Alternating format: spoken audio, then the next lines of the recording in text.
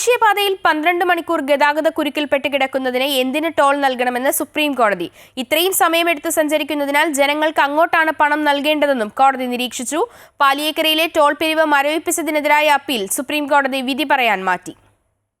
പാലിയേക്കരയിൽ toll പിരിവ് തടഞ്ഞ ഹൈക്കോടതി വിധിക്കെതിരെ ദേശീയപാത അതോറിറ്റിയും ടോൾ പിരിക്കുന്ന കമ്പനിയും നൽകിയ ഹർജികൾ പരിഗണിക്കുമ്പോഴായിരുന്നു സുപ്രീംകോടതിയുടെ ചോദ്യങ്ങൾ. Chief justice BR Gavai, justice K Vinod Chandran, justice NV Anjaria എന്നിവരുടെ ബെഞ്ചാണ് കേസ് പരിഗണിച്ചത്. ഇടപ്പള്ളി മണ്ണുത്തി ദേശീയപാതയിലെ ഗതാഗത കുരുക്ക് സംബന്ധിച്ച് മാധ്യമങ്ങളിൽ വന്ന ചിത്രം സുപ്രീംകോടതി ചൂണ്ടിക്കാട്ടി. എന്നാൽ കഴിഞ്ഞ ദിവസമുണ്ടായ ഗതാഗത കുരുക്ക് ലോറി ബ്രേക്ക് ഡൌൺ ആയതിനെ തുടർന്നാണെന്ന് ദേശീയപാത അതോറിറ്റിക്ക് വേണ്ടി ഹാജരായ സോളിസിറ്റർ ജനറൽ തുഷാർ മേത്ത പറഞ്ഞു.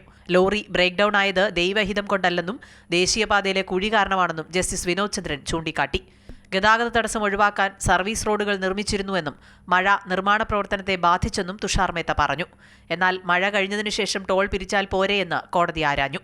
മഴ നിർത്തണമെന്ന് ഉത്തരവിറക്കാൻ തങ്ങൾക്ക് കഴിയില്ലല്ലോ എന്ന് ജസ്റ്റിസ് വിനോദ് ചന്ദ്രൻ കൂട്ടിച്ചേർത്തു. ദേശീയപാതയിലെ 65 കിലോമീറ്റർ ദൂരം സഞ്ചരിക്കാൻ ടോൾ എത്രയാണെന്നായിരുന്നു ചീഫ് ജസ്റ്റിസ് BR ഗവായുടെ ചോദ്യം. 150 രൂപയെന്ന് മറുപടി പറഞ്ഞപ്പോൾ ദേശീയപാതയിലൂടെ സഞ്ചരിക്കാൻ 12 മണിക്കൂർ എടുക്കുമെങ്കിൽ എന്തിനാണ് ടോളെന്ന് ചീഫ് ജസ്റ്റിസ് ചോദിച്ചു. ഗതാഗത കുരുക്കുണ്ടാകുന്ന മേഖലയിലെ റോഡ് നിർമ്മിച്ചത് മറ്റൊരു ഉപകമ്പനിയാണെന്ന് കരാർ കമ്പനി കോടതിയിൽ പറഞ്ഞു. News desk Amrita TV.